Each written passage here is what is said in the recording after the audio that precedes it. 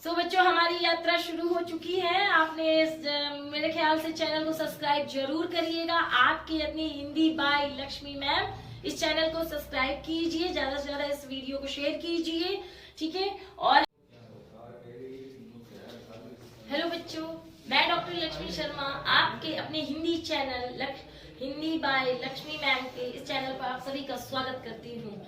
कल की क्लास में मैंने केवल एक हिंदी का आपको छोटा सा परिचय दिया था। बाकी आज से हमारी यात्रा विधिवत बिना रुकावट के शुरू हो चुकी है और हम लोग इस यात्रा में थोड़ी सी चीजों को और देखेंगे, जानेंगे, समझेंगे, ठीक है। तो अब हम लोग बात करते हैं इस पे कि आज हम लोगों को अध्ययन के इस पहले पड़ाव में क्या करना है। तो देखिए, सबसे पहले आप ये जानें कि आज हमको अध्ययन किस पे करना है। तो आज हमें अध्ययन करना है ध्वनि परिचय। आपने अक्सर कई बार जब भाषा पढ़ा है, भाषा का अध्ययन किया है, तो आपको ये शब्द ध्वनि बहुत बार दिखाई सुनाई सब कुछ देता है। लेकिन ध्वनि को कितने नामों से हम जानते हैं और किस किस रूपों में इसके प्रश्न आते हैं, आपको ये आज जानकारी मैं दूंगी। और बहुत सारी चीजों को आप प्रश्न के रूप में विधिवत कर सकते हैं, ठीक है। सबसे पहले हम एक लाइन पढ़ते हैं कि भाषा की सबसे छोटी इकाई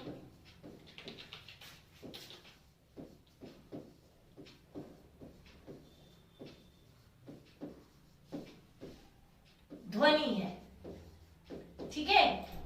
सबसे छोटी इकाई की बात उन्होंने की, ध्वनि है। भाषा की सबसे छोटी इकाई ध्वनि है। अब इस ध्वनि को हम लोग कितने नामों से जानते हैं, तो सबसे पहले हम ध्वनि क्या है इसके बारे में बात करेंगे।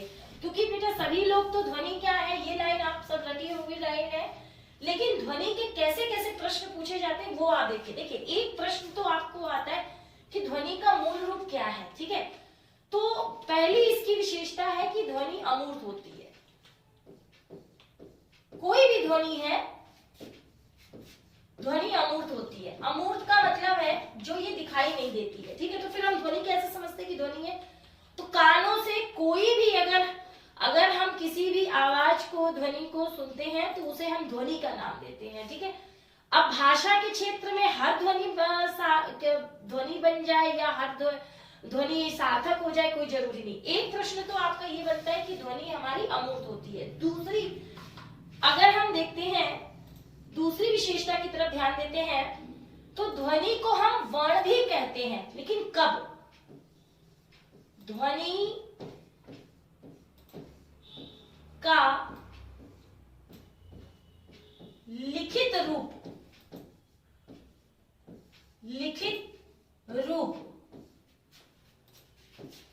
वर्ण है, ठीक है। ये देखिए, अब मतलब जब कानों से हम सुनते हैं, कानों से सुनेंगे तब तो वो ध्वनि ही कहलाएगी और वो हमें दिखाई नहीं देगी। जाहिर सी बात है कि हम जो चीज कानों से सुन रहे हैं उसको कैसे बताएंगे। तो हम उस ध्वनि को अगर किसी भी संकेत में ढालते हैं, यानी किसी भी ध्वनि को संकेत रूप में ढालना, किसी भी ध्वनि का लिखित चिन्ह बनाना,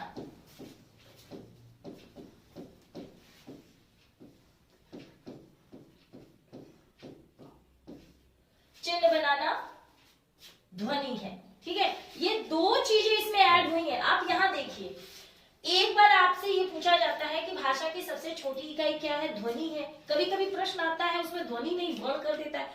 दोनों में बहुत फर्क है बेटा। अगर आप ध्वनि की बात कर रहे हैं तो ध्वनि वो हमें दिखाई नहीं देगी, वो हमें कानों से केवल सुनाई देगी। और जब उस प्रश्न में अगर ये अंकित कर दिया जाए कि ध्वनि का लिखित रूप क्या कहलाएगा, तब आपका प्रश्न का उत्तर हो जाएगा वर्ण। यानी जिसे हम कानों से सुनते हैं वो तो ध्वनि है, लेकिन अगर किसी भी ध्वनि को हम एक डिजाइन में, एक संकेत में, एक रूप में ढालते हैं तो वो हमारा कहलाता है वर्ण। और यही वर्ण कहीं ना कहीं, यही ध्वनि का लिखित रूप लिपि भी है।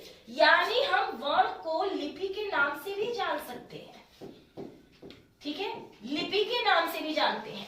यानी ध्वनि क्या है, लिपि क्या है, इनका कैसा संबंध है। तो ये आपको आज की क्लास में मैं बहुत सारी चीजें, जुड़े रहिएगा, मैं बताती जाऊंगी, सीखते चलिए। ये सारे प्रश्न एक साथ जुड़े हुए। अब इसमें देखिए दो तीन चीजें। सबसे पहले तो आपने यहाँ देखा है कि भाषा की सबसे छोटी इकाई ध्वनि है। ठीक, ध्वनि हमारी अमूर्त होती है, यानी दिखाई नहीं देती,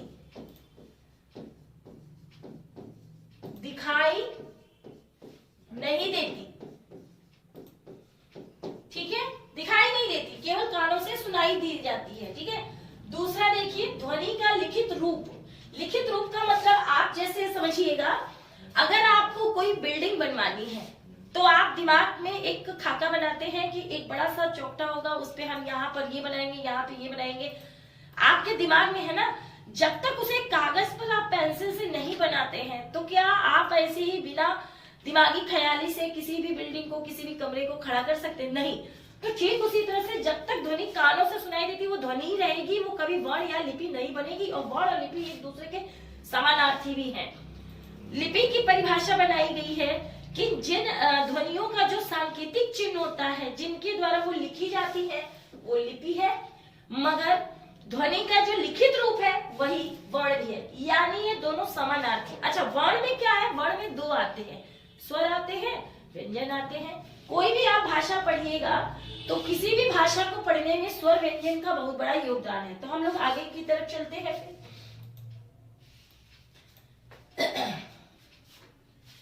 ठीक, तो हम यहां से शुरू करते हैं। भाषा के बारे में बात करेंगे। ठीक है, तो भाषा के बारे में बात करेंगे। तो भाषा क्या है ये जानते हैं। भाषा, दुनिया में बहुत सारी भाषाएं हैं, कोई एक दो भाषा नहीं है। हिंदी है, गुजराती है, मराठी है, ठीक है, इंग्लिश है, जापानी है, चीनी है, बहुत सारी भाषाएं हैं। हर भाषा में आपको ध्वनियां मिलेगी। तो भाषा का सबसे मजबूत तत्व हमको ध्वनि मिलती है। तो सबसे पहली हमारी बनती है कड़ी ध्वनि। ठीक है, और ध्वनि के बाद अगर हम उसको सुन लेते हैं, अब उसका कोई चिन्ह बनाएंगे तो फिर वो बनेगा वर्ण। लेकिन जब हम कई वर्णों को उसको जोड़ते हैं और जोड़ने के साथ साथ उनको हम इकट्ठा करके एक सार्थक रूप देते हैं। सार्थक का मतलब किसी न किसी, जैसे हमने दो और दो जोड़ा तो वो चार है, वो चार किसी न किसी सार्थक रूप में है, दिख रहा है। ठीक है, तीन और एक जोड़ा तो भी हमें चार है, यानी सार्थक रूप में। तो कुल मिला के जब हम वर्ण जोड़ते हैं तो एक शब्द बनता है। भाषा की सार्थक इकाई हो जाती है शब्द।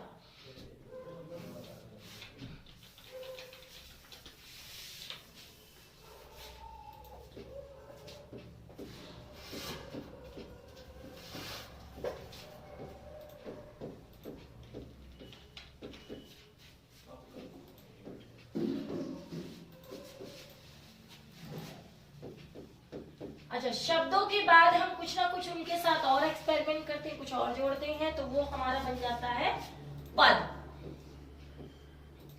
पद के बाद, अब पद किसे कहते हैं बहुत सारे बच्चे ये नहीं जानते, ये भी बताएंगे आपको। आपका बनता है वाक्य। और वाक्य जब बन जाता है तो ये दो भागों में बन जाता है। सबसे पहले हमारा चलता था पद्य, और दूसरे नंबर पे आया हमारा आधुनिक युग में गद्य। गद्य में बहुत सारी चीजें हैं, जैसे नाटक है, कहानी है, ठीक है, रेखा चित्र है, संस्मरण है, पत्र लेखन है, बहुत सारी चीजें हैं, निबंध है इत्यादि। तो अब एक क्वेश्चन आपका, एक पहला ये प्रश्न बनता है,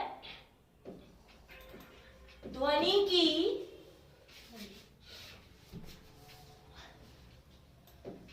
भाषा की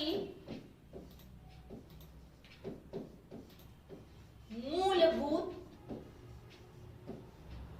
एक ये आ सकता है पेपर में, छोटी, एक ये भी दे सकता है, मूलभूत, छोटी, अमूर्त यानी दिखाई नहीं देती, या लघुत्तम इकाई। लघुत्तम इकाई, ये प्रश्न आता है आपका, अक्सर आता, आपको दिखेगा, अक्सर आपको दिखेगा। ठीक है, जिसका आंसर भाषा की छोटी इकाई, अमूर्त इकाई, लघुत्तम इकाई, ध्वनि। ये एक आपका प्रश्न तैयार हो गया। अब जाहिर सी बात है इसको दूसरी तरह से कैसे पूछेगा, तो देखिए किसी भी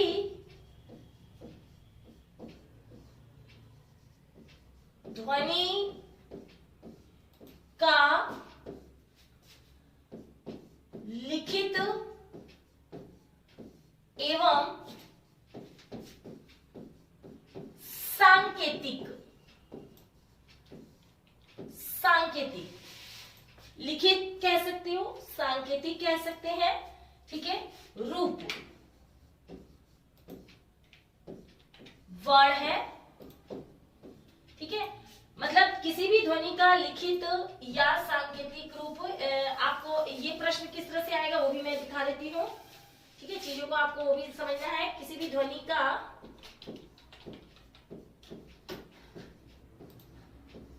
लिखित मूर्त, मूर्त मतलब दिखाई देना, लघुत्तम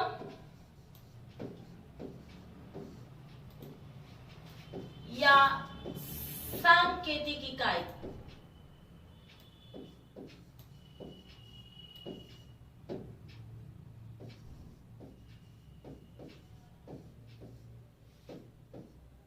वर्ण। देखिए ये प्रश्न में कितना फर्क है आप देख रहे हैं। इसमें दो चीजें आपको समझ में आई होंगी। ध्वनि हमें कभी भी दिखेगी नहीं, लेकिन वर्ण हमें दिखाई देगा। अब वर्ण के बहुत सारे, आप यही परिभाषा लिपि में भी दे सकते हैं। लिपि में भी कैसे, देखिए जिन चिन्हों के द्वारा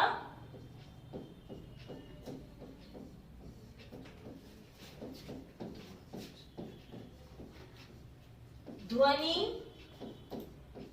लिखी या पढ़ी जाती है,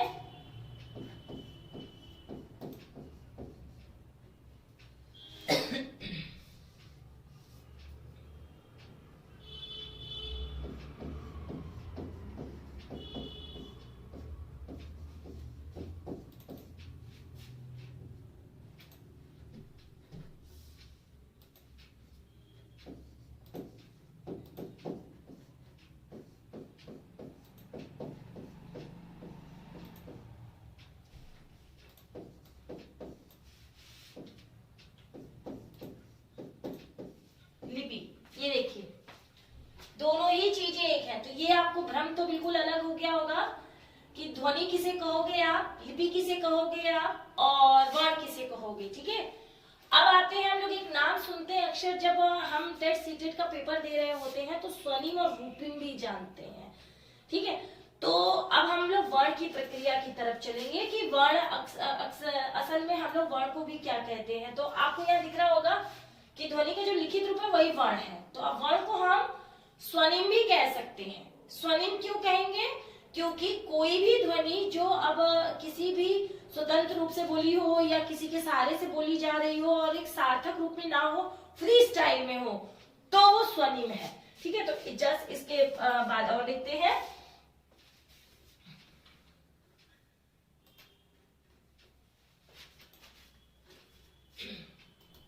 स्वनिम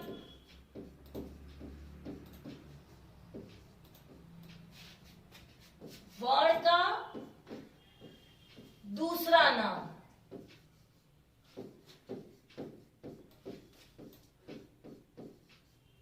ये है, ठीक। अब वर्ण की बात कीजिए, अगर हिंदी वर्णमाला अगर हम पढ़ते हैं तो हमको हिंदी वर्णमाला में दो तरह के वर्ण मिलते हैं। एक वर्ण हमारा होता है स्वर, एक वर्ण होता है हमारा व्यंजन। आपने ये दो खूब पढ़े होंगे, ठीक है। अब स्वर, जैसा कि स्वनिम बोला जाता है ना, तो ये स्वर से भी संबंधित है और व्यंजन से भी, दोनों से। तो देखिए स्वर का मतलब हुआ कि अगर कोई भी अ आ ई कोई भी हो तो आप इसमें याद रखिएगा ये फ्री स्टाइल में बोले जाते हैं। इन पे किसी का दबाव, किसी का नियंत्रण, किसी का कुछ भी नहीं होता। यानी जो ध्वनियां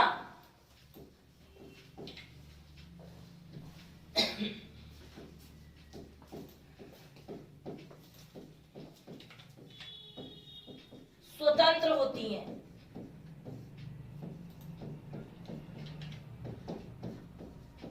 ठीक है, जब मैंने इसी के नीचे लिखा कि जो ध्वनियां स्वतंत्र होती हैं, ठीक है, जैसे मान लीजिए अ, आ, ई, उ,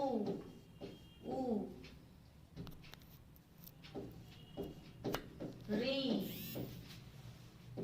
ए, आई, औ, ओ और औ।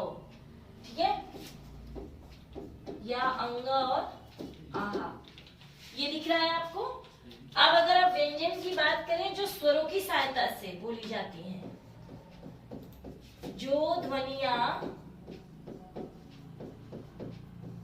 स्वरों की सहायता से बोली जाती हैं,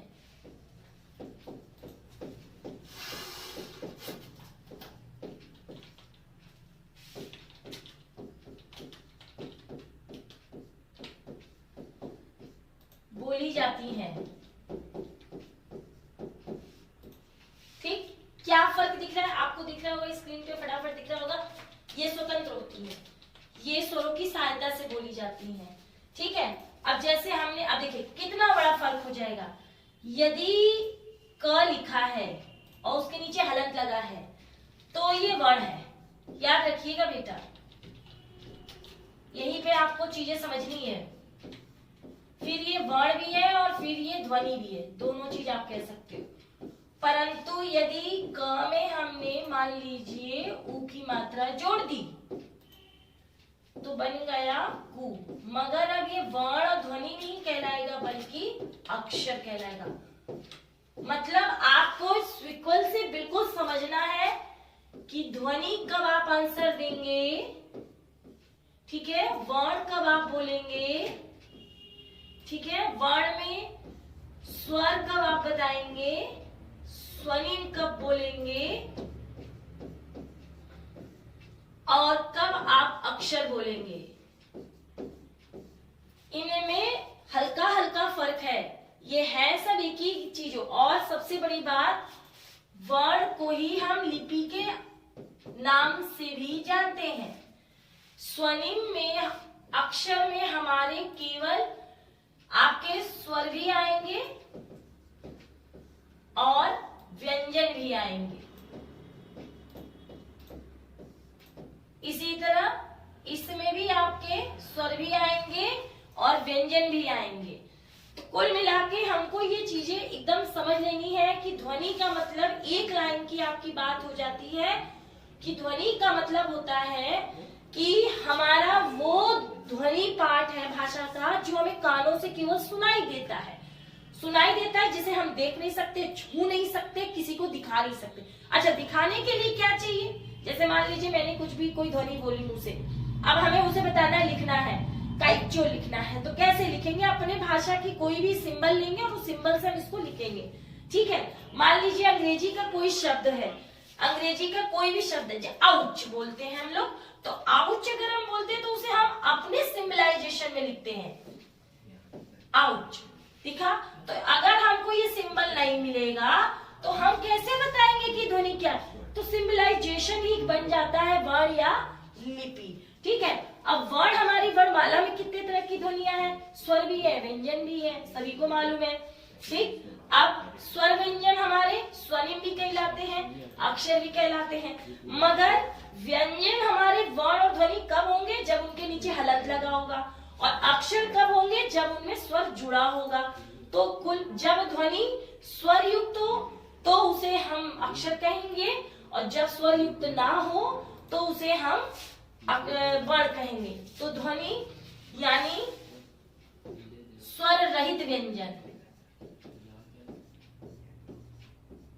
स्वर रहित व्यंजन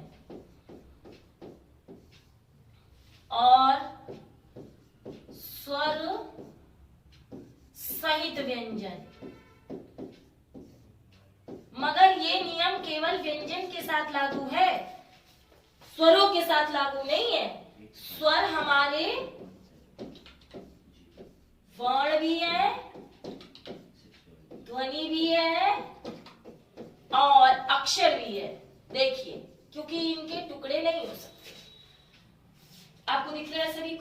तो चीजें ये समझ में आई होंगी आपको। इससे संबंधित आपको मैं बहुत सारी और चीजें बताऊंगी।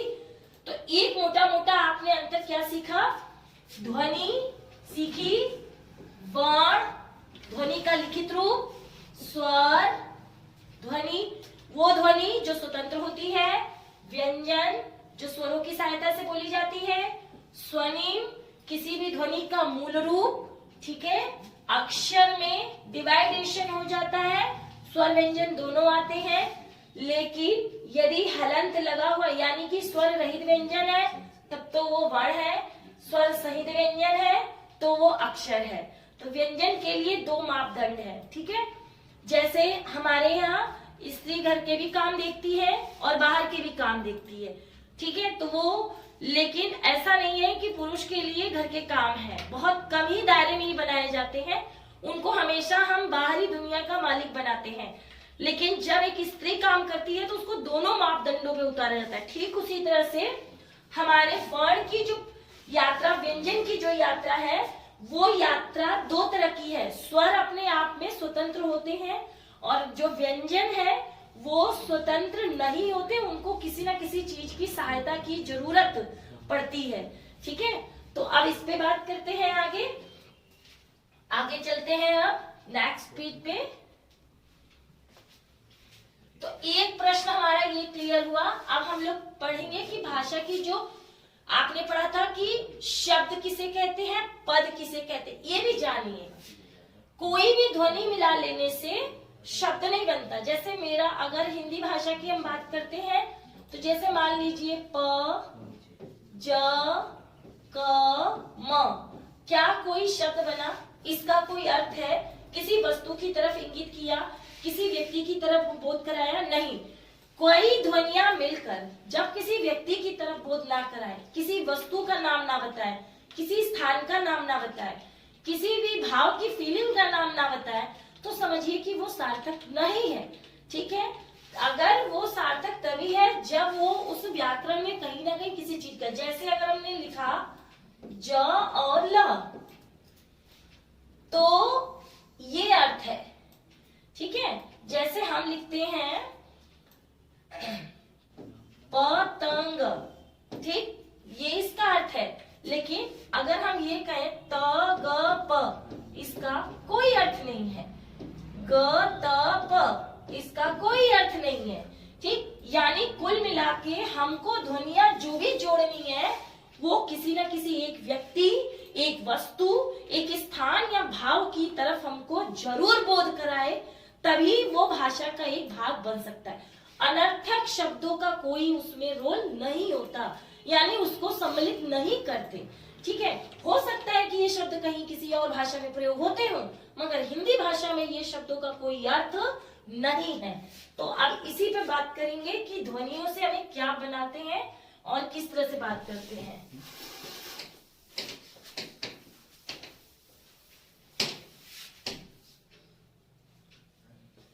चलिए देखते हैं।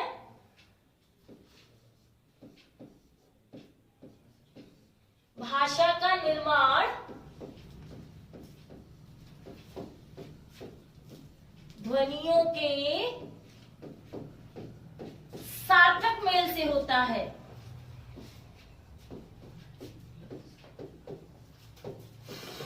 सार्थक मेल से होता है, अर्थात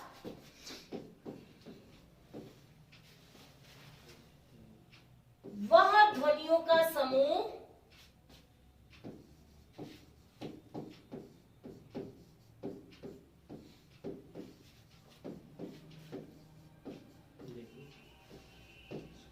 जो किसी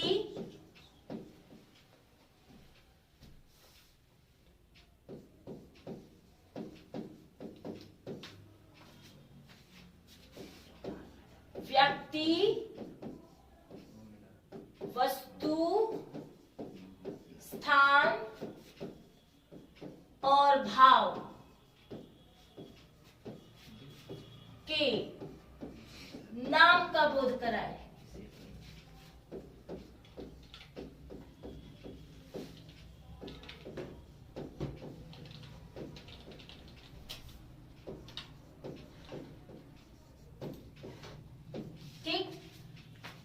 भाषा का निर्माण ध्वनियों के सार्थक मेल से होता है। यानी सार्थक सबसे बड़ा गुण होता है अर्थ देना। जैसे यूं समझिए कि अगर किसी व्यक्ति का जन्म मनुष्य योनि में हुआ और उसे जंगल में 25 साल तक रखा गया, वो मनुष्य शरीर से तो है, लेकिन उसे हम सामाजिक प्राणी या व्यवहार में प्राणी नहीं कह सकते हैं, कि वो सामाजिक हमारे दायरे में फिट नहीं बैठेगा, क्योंकि उसका व्यवहार अन्य मनुष्यों से अलग होगा और क्रियाकलाप भी अलग होंगे। ठीक उसी तरह से कोई भी ध्वनि आप जोड़ जोड़ के कुछ भी बनाते रहिए, वो भाषा का अंग नहीं बनेंगे। हमें ध्वनियों का समूह कैसा बनाना है? सार्थक बनाना है। सार्थक अगर मेल हुआ तो वो बेटा भाषा का भेद होगा। और यही सार्थक मेल एक लाइन में आपका बन गया ध्वनियों का सार्थक मेल।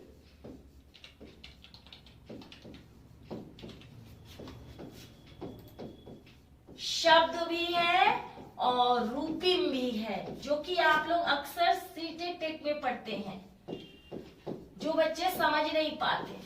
तो आज आपने इसमें बहुत सारी चीजें देखी, समझी। यानी रूपिम यानी रूप को धरना, स्वनिम यानी मूल ध्वनिया। तो मूल ध्वनिया हमारी कैसी है? तो पहले आपको ये पता होनी चाहिए कि लिपि क्या है, पहले आपको ये पता होना चाहिए कि वर्ण स्वर व्यंजन ये क्या है। ठीक है, इसीलिए आपका ये आधार यहाँ मैंने इसलिए बताने का प्रयास किया है कि आपको ये चीजें अगर क्लियर हो जाएंगी तो आगे जो भाषा का हम लोग परिचय पढ़ेंगे उसमें बहुत कुछ आपको जानने को मिलेगा। ठीक है, तो ध्वनियों का सार्थक मेल हमारा शब्द भी है और रूपिम भी है। जैसे मान लीजिए कमल बोलते हैं तो एक वस्तु का बोध हो रहा है। ठीक है, घर बोलते हैं, गांव बोलते हैं, राम बोलते हैं। अब अगर इनको हम हौच पौच कर दे तो जैसे लमक कोई मतलब नहीं है, कमक जैसे मान लीजिए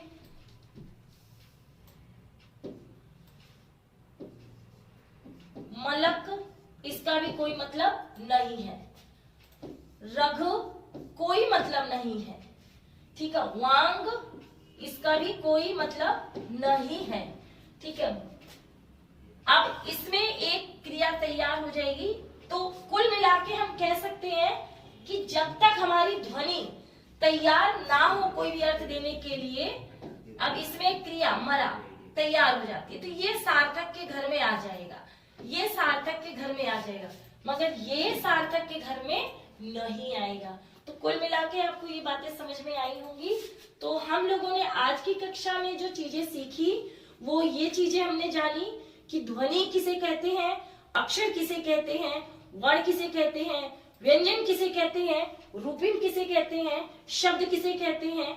इसके और भी बहुत सारे तथ्य हैं जिनको आपको अभी पढ़ना है, समझना है। ठीक है, चीजों को जब जानेंगे तभी आगे सीख पाएंगे। ये केवल एक आधार पृष्ठभूमि है जहां से आपकी हिंदी की यात्रा शुरू होती है। हम तुरंत संज्ञा सर्वनाम और संधि पे पढ़ा दें तो आपको वो चीजें इसलिए नहीं समझ में आएगी। जैसे मान लीजिए हम लोग अक्सर जोड़ते हैं बच्चों को, जैसे निर्जन लिखना हो, ठीक है, तो बच्चे समझ नहीं पाते कि ये ऊपर वाला ना ध्वनि है कि नहीं है, आधी है कि पूरी है। तो इसीलिए ये आपको पता होनी चाहिए कि कौन सी ध्वनि हमारी पूरी है, कौन सी ध्वनि हमारी आधी है। बहुत सारे ध्वनियों के प्रश्न आते हैं, युग्मक ध्वनियां पढ़नी है, संपृक्त ध्वनियां होती है, संयुक्त ध्वनियां होती है। ठीक है, तो इन सारी ध्वनियों के बारे में बात करेंगे, लेकिन इसके लिए हम लोगों को थोड़ा सा इंतजार करना होगा।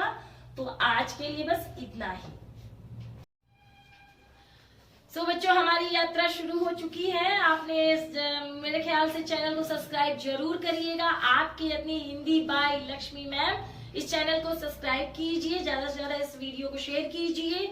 ठीक है, और हम लोग प्रतिदिन इस पर नई नई चीजों को पढ़ते रहेंगे। आज की इस कक्षा में आपने ध्वनि और लिपि और स्वनिम, रूपिम, कई सारे पेपरों के आधार पर मैंने जो अंतर आपको करना सिखाया उसे पढ़ा होगा और बहुत अच्छे से सीखा होगा। कोई अगर इसमें कमेंट्स हो तो कमेंट्स भी लिखकर भेजिए, उसके उत्तर प्रति उत्तर आपको मिलते रहेंगे। ठीक है, तो इस चैनल, आपका ये अपना चैनल है, हिंदी बाय लक्ष्मी मैम, इसको सब्सक्राइब कीजिए, ज्यादा से ज्यादा जुड़ने का प्रयास कीजिए और प्रतिदिन नए नए कुछ भी अगर प्रॉब्लम हो तो उसको जरूर से जरूर हिंदी से संबंधित भेजिए, क्योंकि हिंदी है तो हम हैं, वरना सब कुछ कम है। तो आप मिलते हैं अगली कक्षा में।